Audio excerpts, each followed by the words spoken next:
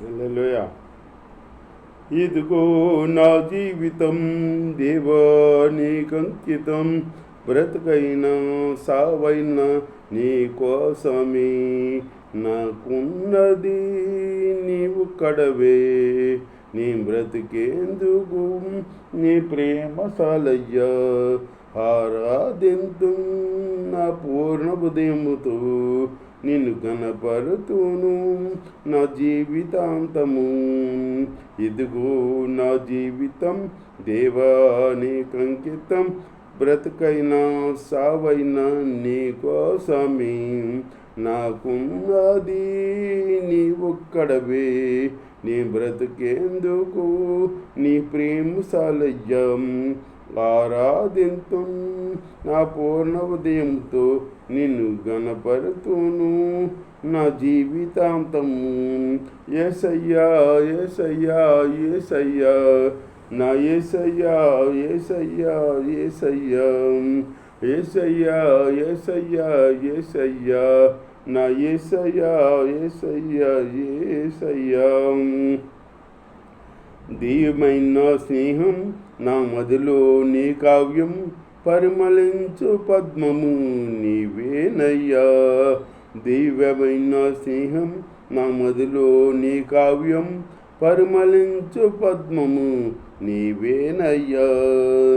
ఊహల రేఖలకు ఊపిరి పోసితివి, ఊహకు మించిన స్థానమునిచ్చితివి. ఊహల రేఖలకు ఊపిరి పోసితివి, ఊహకు మించిన స్థానమునిచ్చితివి. ఏమి చూసి నీ యోగ్యత నాలో, ఏమిచ్చి నీ రుణం నేను తీర్చదను. ఏమి చూసితివి యోగ్యత నాలో, ఏమిచ్చి నీ రుణం నేను తీర్చదను. ఇదిగో నా జీవితం దేవా నీకంకితం, బ్రతుకైనా సావైనా నీ కోసమే, నాకున్నది నీవు కడవే, నీ బ్రతికేందుకు నీ ప్రేమ సాలయ్యం. ఆరాధింతు నా పూర్ణ హృదయముతో, నిన్ను గణపరుతును నా జీవితాంతము. యేసయ్యా యేసయ్యా యేసయ్యా, నా యేసయ్యా యేసయ్యా యేసయ్యా, యేసయ్యా యేసయ్యా యేసయ్యా, నా యేసయ్యా యేసయ్యా యేసయ్యా. Praise the lord. హల్లెలూయా. దేవుని స్తోత్రం. ఎందరికి వందనాలు. దేవుని మాటలు ఎందాం సేపు శ్రద్ధగా. దేవుడు చెబుతున్నాడు, ఇల్లు బండ మీద కట్టుకోమంటున్నాడు దేవుడు. బండ మీద కట్టుకున్న ఇల్లు అయితే చెక్కు చెదరకుండా అట్లాగే ఉంటుంది అన్నమాట. అదే ఇసుక మీద కడితే దానికి పునాది లేదు కనుక అది గాలి వాన వచ్చినప్పుడు పడిపోద్ది అన్నమాట. నీవు పునాది బండ మీద ఉండాలి. నీ పునాది ఇసుక మీద కట్టిన వాళ్ళు ఎవరో, బండ మీద కట్టిన వాళ్ళు ఎవరో తెలుసుకుందాం. సామెతల గ్రంథం 3వ అధ్యాయం 33వ వచనం ఇలా తెలియబడుతుంది. భక్తిహీనుల ఇంటి మీదకి అంటారు యెహోవా శాపం వస్తుందంట. భక్తిహీనుల ఇంటి మీదకి యెహోవా శాపం వస్తుందంట. నీతిమంతుల ఇంటి మీదకేమో యెహోవా ఆశీర్వాదం వస్తుంది. నీతిమంతుల ఇంటి మీదకేమో యెహోవా ఆశీర్వాదం వస్తుంది. భక్తిహీనులు ఇంటి మీదకి యెహోవా శాపం వస్తుంది అన్నమాట. నువ్వు శాపం తెచ్చుకునేవాడు లేకున్నావా, ఆశీర్వాదం తెచ్చుకునేవాడు లేకున్నావా, నువ్వు భక్తి చేసావంటే బండ మీద నీ ఇల్లు కట్టుకోవాలన్నమాట. అట్లాంటి ప్రార్థన జీవితం మోకాలు అనుభవం నీకు ఉండాలి అన్నమాట. దేవుడి స్తోత్రం.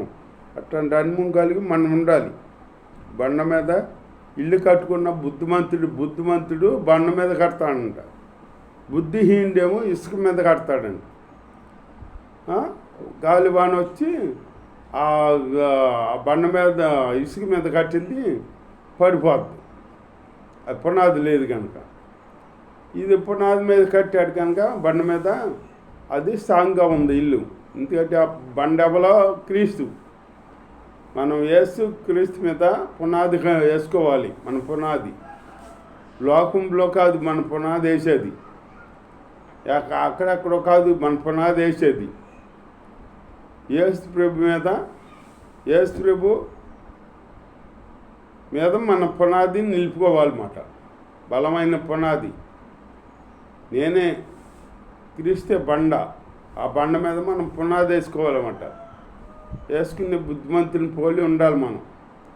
భక్తి అంటే కాదు, బుద్ధిహీనతగా ఉండకూడదు, బుద్ధిమంతుడిగా ఉండాలి. నీతిమంతుడి ఇల్లు అంటే ఆశీర్వదించబడద్దంట. భక్తిహీనుడి ఇల్లు యెహోవా శాపం వస్తుందంట. అట్లాగే మనం బుద్ధిమంతుని పోలి ఉండాలి. యోబు గ్రంథంలో దేవుడు ఏబు కలిగిన సమస్తానికి ఆయన కంచి వేశాడన్నమాట. ఎందుకు వేసాడు? ఆయన నీతిమంతుడు కనుక. ఈ సాతానే చెప్పింది, నువ్వు ఏబుకి కలిగిన అంతటికే నువ్వు కంచి వేసి కాపాడుతున్నావు కనుక అందుకే నేనేం చేయలేకపోతున్నాను. అంత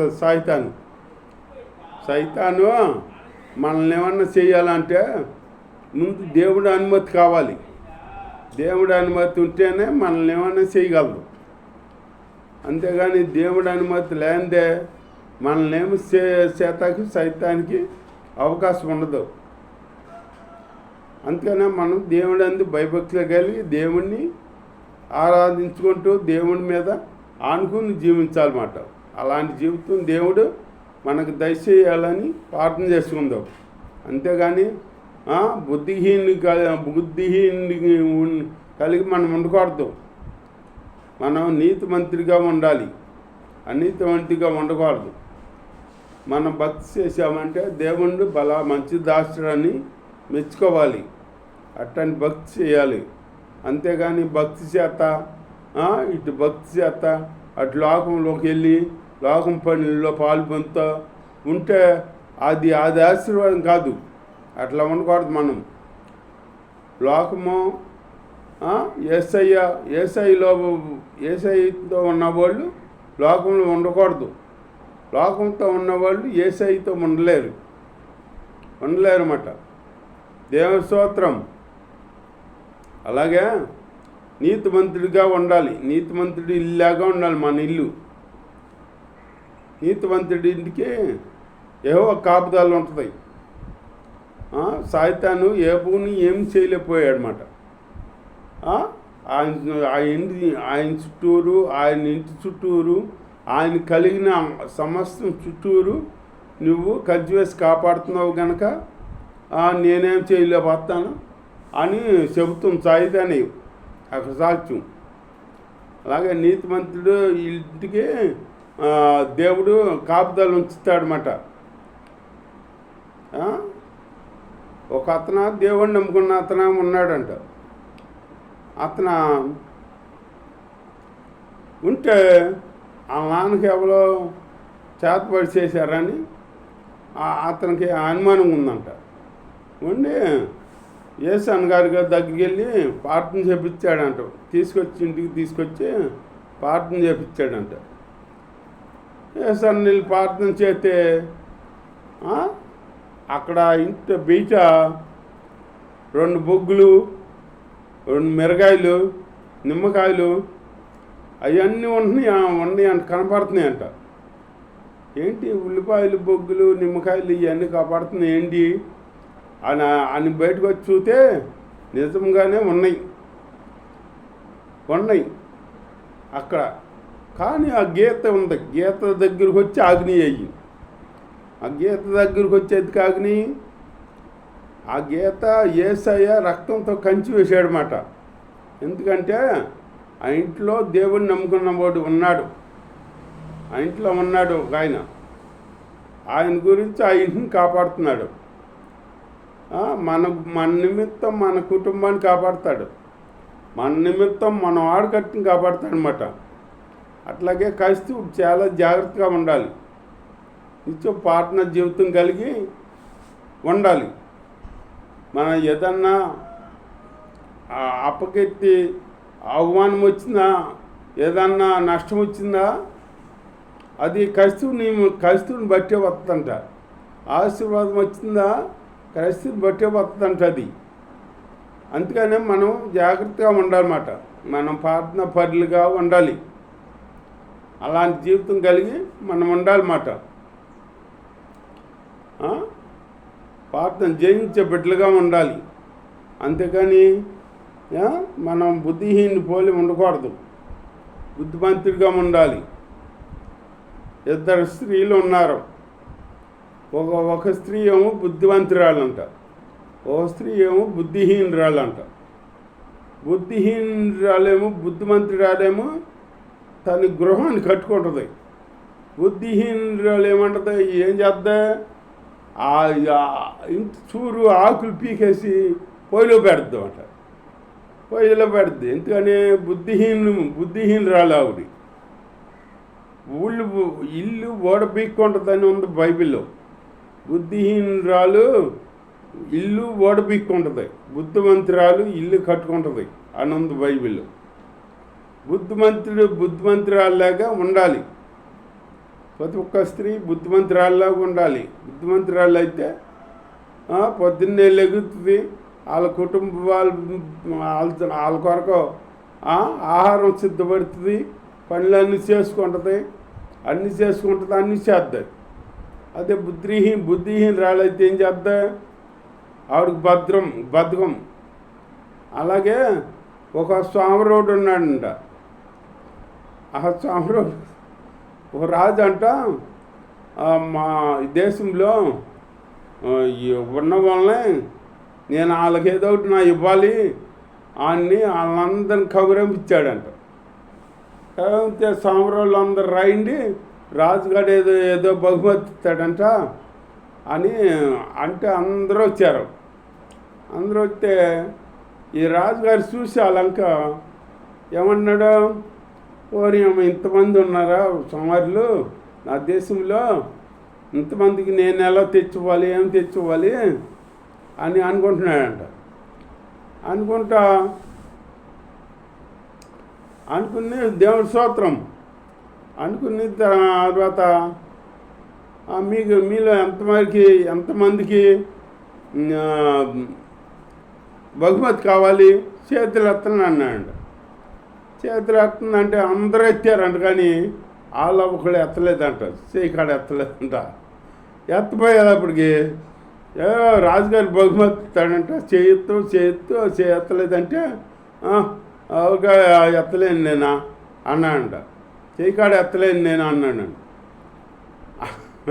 అంటే అప్పుడు రాజుగారు అన్నాడు, వీళ్ళందరూ కాదు, నిజమైన సోమరోడు ఇతనికి ఇవ్వాలి బహుమతి అని చెప్పాడట. సోమరోడు చేయి కాడ ఎత్తలేనోడు అతను ఎత్తాక బతుకం వేసింది. అట్లాంటి సోమరోళ్ళు ఉన్నారన్నమాట దేశం మీద. సోమరోడు పొలం అంట, ముళ్ళ కంచెలు, బలరక్ష చెట్లు ఇవన్నీ లెగుతాయి అంట. ఎందుకు సాగు చేయక. అదే నీతిమంతుడు, అదే బుద్ధిమంతుడు పొలం ఎట్లా ఉంటుంది, చక్క సాగు చేసి చక్క ఊడుతాకి చక్క ఉంటుంది మాట, ఊడ్చుకుంటాడు. ఆట సోమరోడు ఏం చేస్తాడు, బద్ధకం చేస్తా పొలంలో కాడ రాకపోతే ఏం చేస్తాడు, అవి ముళ్ళ కంచెలు అవి అన్నీ లెగుతాయి అన్నమాట. అట్లాగే సోమరోడు లేక మనం ఉండకూడదు, బుద్ధిమంతుల్లాగా ఉండాలి. బుద్ధిమంతుల్లాగా ఉండి బుద్ధిమంతుల్లాగా నడుచుకుంటూ భక్తి చేసుకుంటూ ప్రార్థనా జీవితం కలిగి మోకాళ్ళను కలిగి మనం జీవిస్తూ దేవుడి ఆశీర్వాదం పొందుకుందాం. బుద్ధిమంతుల్లాగా ఉందాం. దేవుడి వాక్యం దీవించం కాక ఆమెను తలవంచి ప్రార్థన చేసుకుందాం. యెషయా స్తోత్రం నాయన, ఇప్పటివరకు నాయన మాతో మాట్లాడిన మా దేవాని స్తోత్రం నాయన. బుద్ధిమంతుని పోలి ఉండమని సెలవిచ్చిన మా దేవాని స్తోత్రం. బుద్ధిమంతుని పోలి మేము ఉంటాక సహాయం చేద్దని, సోమరిలాగా ఉండక ఆయన బుద్ధిమంతుడికి పోలి ఉండి నాయన మీ ఆశీర్వాదం పొందుకునే జీవితాలు నాకు దయచేయమని నజరేయుని యేసు నామములో ప్రార్థన చేశాడు పరమ తండ్రి. ఆమేన్.